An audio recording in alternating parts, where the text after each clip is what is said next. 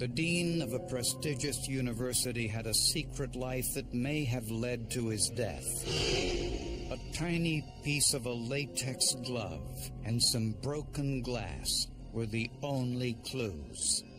To solve the mystery, investigators needed to know what he was doing with an 18-year-old girl.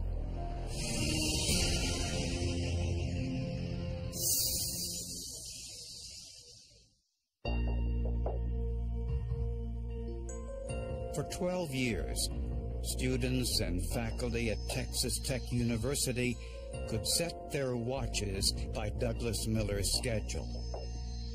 As the Associate Dean of Libraries, he'd arrive promptly by 8 a.m., a schedule that never varied, until one day he just didn't show up. If he was ill, he would call in and that sort of thing. So we were aware that things weren't exactly the way they were supposed to be. Police found his car in a drainage ditch in Canyon Lakes Park, just 5 miles from the university. 53-year-old Doug Miller was dead in the back seat, and there was an 18-year-old woman, Viola McVade, found dead in the front passenger seat. Both were shot with a .380 caliber pistol. There were 6 bullets recovered at the scene that all 6 were able to be identified as .380 auto caliber, and they were all fired from the same firearm. Gunfire had broken both of the car's side windows, but there was no broken glass in the drainage ditch, which meant the murder took place elsewhere. It took hours for them to check the ground and the sticks and everything possible around the car before they could even pull the car out of the gully. And after that, they would remove the bodies out. The car was dusted for fingerprints, and the only ones found belonged to Doug and Viola. And investigators soon discovered why. They found what appeared to be a small piece of a latex glove beneath Doug Miller's body. It was the tip of a finger, is what it was. It was less than a half an inch.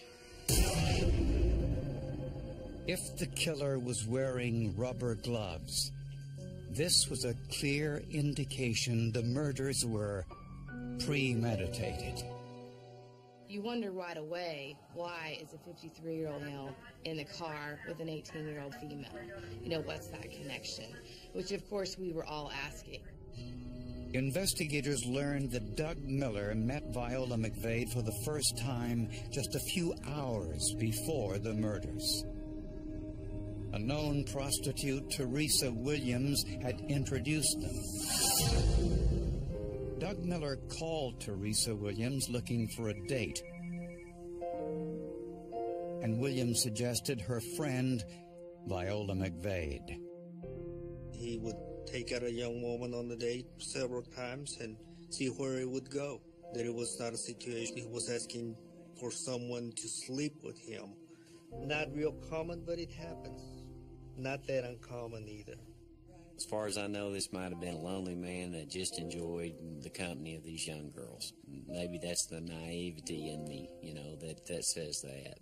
Doug Miller was a divorced father of 2 grown children. Viola was an aspiring model and hadn't yet graduated from high school. Words can't describe how I felt. I loved her, but the way I truly felt for her, I can't explain it to you. Her fiancé, Teremy Beaver, knew nothing about this paid date, but wasn't entirely surprised. She loved money. I know that. Whatever it took for her to, to get to provide for her and her family, that's what she was going to do. She didn't care what it was or how she had to go and get it.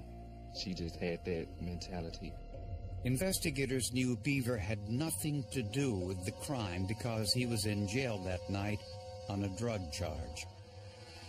I always tell folks it's almost impossible to get killed in Lubbock unless you're doing something you shouldn't be doing, unless you're someplace you shouldn't be.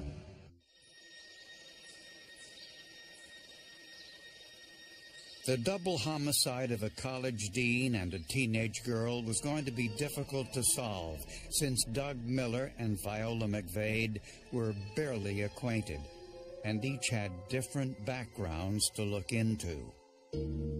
When questioned by police, Doug Miller's friend said he had no known enemies. Everyone we asked, his friends, his co-workers, were completely shocked. They had no idea why he would have been in this part of town or with this person. In fact, Doug Miller had a reputation as one of the most private and generous people at the university where he worked. He anonymously set up a scholarship for a student assistant in the library. Now, they all knew the scholarship was available, but they didn't know who funded it. And I just always thought that was very interesting, that he had every opportunity to say, put his name on it or say, I did this, but he never did that kind of thing. The crime scene suggested that Doug Miller may not have been the primary target, but that Viola McVade was. I think she had 3 gunshot wounds to the head, very close. She had stippling that was, gunpowder burns that were very close, almost close contact wounds to her head. High-impact blood spatter inside the car on the driver's side proved that Doug Miller was shot in the front seat and then moved to the back seat. With the amount of blood that was in the seat and it being all smeared would indicate that after he was removed from that seat that someone had to sit down in that blood and transfer that blood from the seat to their person. Both victims still had their wallets, jewelry, and other personal items, so robbery was not considered a motive. The bodies were in Doug's car in a ravine in Canyon Lakes Park. There was no glass on the ground from the broken windows, an indication the murders took place elsewhere. But where was the murder scene? Police records revealed a potential clue. Around 10 p.m. on the night before the bodies were discovered, several people called police headquarters to report gunfire in a dark alley. I think the reason nobody saw anything is because nobody wanted to see anything. I think this is from an area of town where you don't want to be involved in telling what you may or may not have seen or heard. A close inspection of the alley revealed shattered glass, which was sent to the forensics lab for testing. Analysts tested the glass for what's known as its refractive index. Refractive index is the measure of the speed of light as it passes through a substance. It's the reason that when you put a straw in a glass of water, it looks like the straw bends. The sample is crushed into small pieces and placed in a drop of oil, then heated. When the oil and the glass reach the same refractive index, the glass disappears. We change the temperature of the oil until we see that glass disappear. And then we know at that temperature, the oil is this refractive index, therefore the glass is that same refractive index. The refractive index of the glass in the alleyway was similar to the glass from Doug Miller's car. To be absolutely certain, scientists heated the glass with an argon plasma torch to identify its chemical makeup. If the levels of all 9 of those elements from the question sample fall within the range of those same levels for the known, then we say that's a positive association. And this proved the glass in the alleyway was from Doug Miller's car. That definitely was our first, link saying those two scenes are connected. We knew where the crime scene was. We were able to determine that the glass that was found in the alley came from the victim's vehicle. Next, investigators wanted to know where Doug Miller and Viola McVade were before they were killed. In Doug Miller's home, investigators found a lipstick-stained cigarette butt.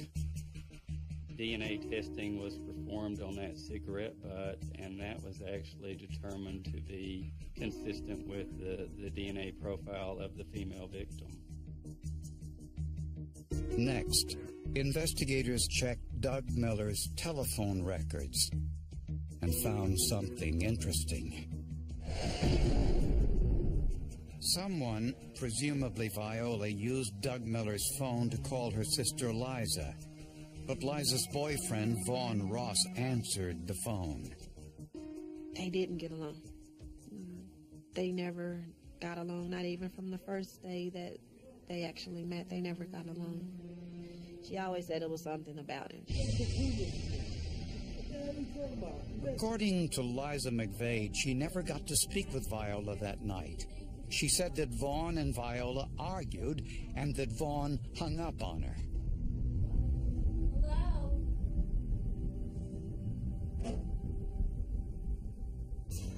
Perhaps the most telling piece of information was that Vaughn Ross's apartment was just 15 feet from the alley where Viola and Doug were murdered. But he wasn't the only person who lived near the alley. So too did Teresa Williams, who admitted she was with the couple earlier in the evening. At that point, she became a very likely suspect, or someone who possibly had more information than what she had relayed to. Well, everybody that has contact with the victims at that night is considered a suspect.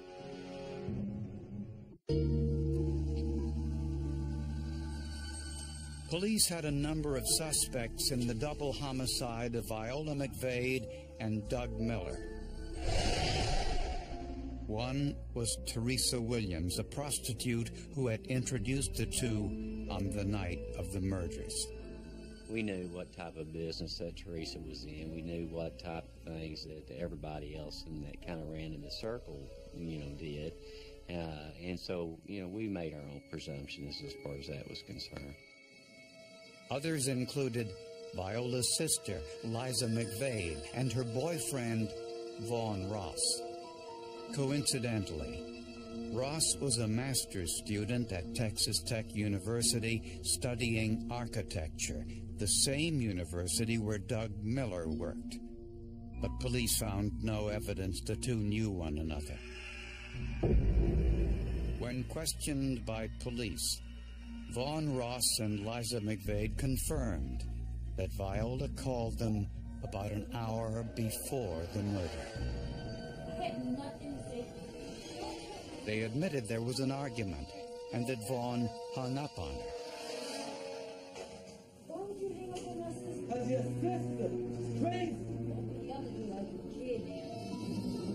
But both Liza and Vaughn Ross insisted they weren't home when neighbors heard gunfire in the alley an hour later. Liza said she left Vaughn's apartment and went home after Viola called. She decided, well, I'm just going to walk over to my dad's house. She didn't have a vehicle. And so her dad didn't live too far away from where his apartment was. It was sometime around 9 o'clock, 9:30, I think is what she said.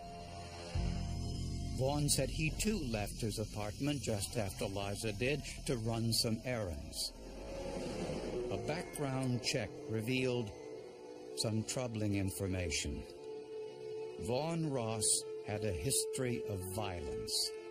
As a minor, he had been convicted of stabbing a former girlfriend. That was a very violent act that he had done. He had basically cut a girl, I think, 8 or 9 times in a very deep laceration to her throat, to her neck area. A search of Vaughn Ross's apartment turned up nothing. There were no bloody clothes, no bloody shoes. There was no gun or ammunition, nothing that would link him to the murders. The only forensic evidence at the scene was the fingertip of a latex glove found inside Doug Miller's car. A lab technician swabbed what appeared to be a speck of blood on the outside of the latex. A phenolphthalein test proved it was human blood, and a DNA test showed it was Douglas Miller's. Now investigators were interested in what was on the inside of the fingertip. So that would tend to contain more DNA evidence from this cellular material from the hands. So the sweat actually potentially would release more DNA from the hand. Just as they suspected, the swab from the inside of the tip did show some cells, but a very small amount. Just a few years ago, this sample wouldn't have been large enough for DNA testing, but now polymerase chain reaction increases the sample size by replicating it. So a DNA analysis was possible, and the results were astonishing. I remember getting a phone call and going, wow, this is awesome. Because to me that just summed it up for us, and that's what was able to, that kind of sealed the deal. The microscopic skin cells on the inside of the ripped latex glove yielded some surprising news. It had DNA from not one person, but two. The DNA profile from the inside swabbing of the latex glove was consistent with a mixture of the male victim and the suspect, Vaughn Ross. With that small piece of the tip of the latex glove, we were able to place the suspect, Vaughn Ross, in that vehicle. If that match had not been made, somebody would have had to make a decision whether to let us go ahead with what we had or let it be an unsolved case. Vaughn Ross was arrested and charged with 2 counts of first-degree murder for the shooting deaths of Viola McVade and Doug Miller. As Ross was led to the police station, investigators noticed he was wearing a sweatshirt. On a hunch, they confiscated the sweatshirt and sent it to the forensics lab. Days later, I began examining that sweatshirt and found a stain of blood right on the front, right in the chest area of that shirt. It was transferred blood. It was just a small stain where you could tell that that shirt had come into contact with a bloody sword. DNA testing confirmed the blood was Doug Miller's. Somehow, Ross transferred a small amount of Miller's blood onto his shirt. Based on the forensic evidence, prosecutors believe they know what happened on the night of the murders. Doug Miller wanted company that night, so he asked an acquaintance, Teresa Williams, if she knew anyone who was free. Williams introduced Doug Miller to 18-year-old Viola McVade.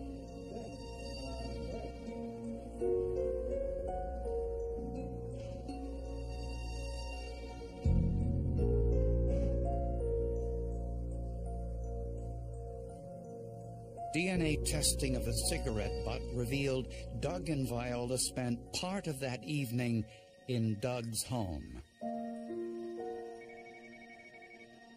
Telephone records indicate Viola called Vaughn Ross's apartment and asked to speak with her sister Liza.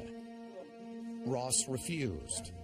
Viola may have suspected that Vaughn was physically abusing her sister and told him she was coming over to check up on her.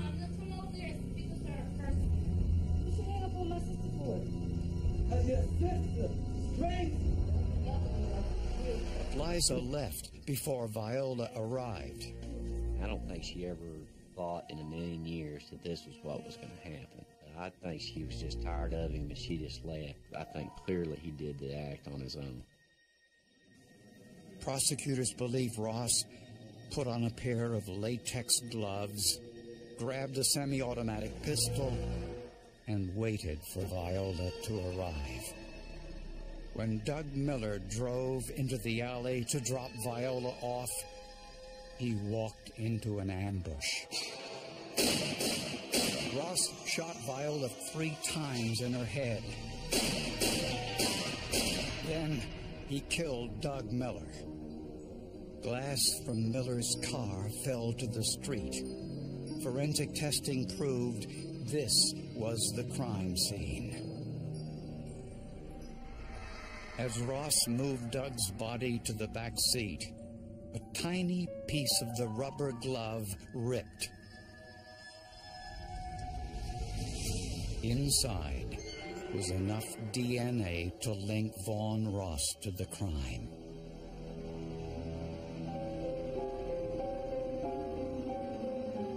Ross drove 5 miles to Canyon Lakes Park and dumped the car in a ravine, then ran home. Investigators believe Ross dumped the gloves and the murder weapon in a trash bin along the way. He never realized he left the most incriminating evidence inside the car. I believe the tip of this latex glove was like the nail in the coffin on this case. Ross had a previous conviction for assaulting a previous girlfriend, so he was no stranger to violence. Prosecutors think in this case that Ross's animosity towards Viola McVade was what set him off.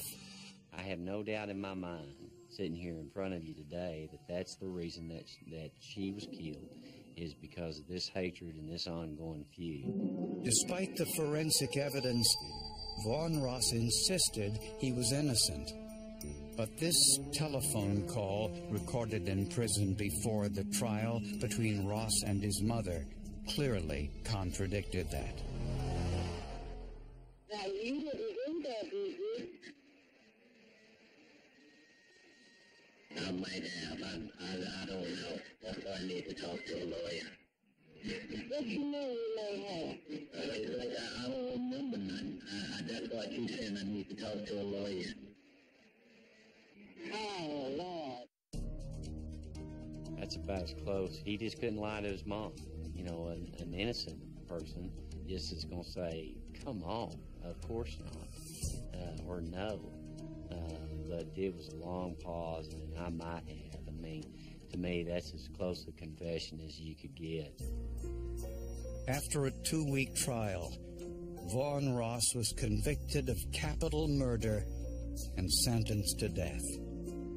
To let you know it's not a such thing as a perfect crime. It's some kind of evidence somewhere. You just have to look deeper to find it. The slightest little thing can give a person away. Ross took every precaution he knew about, but it simply wasn't enough.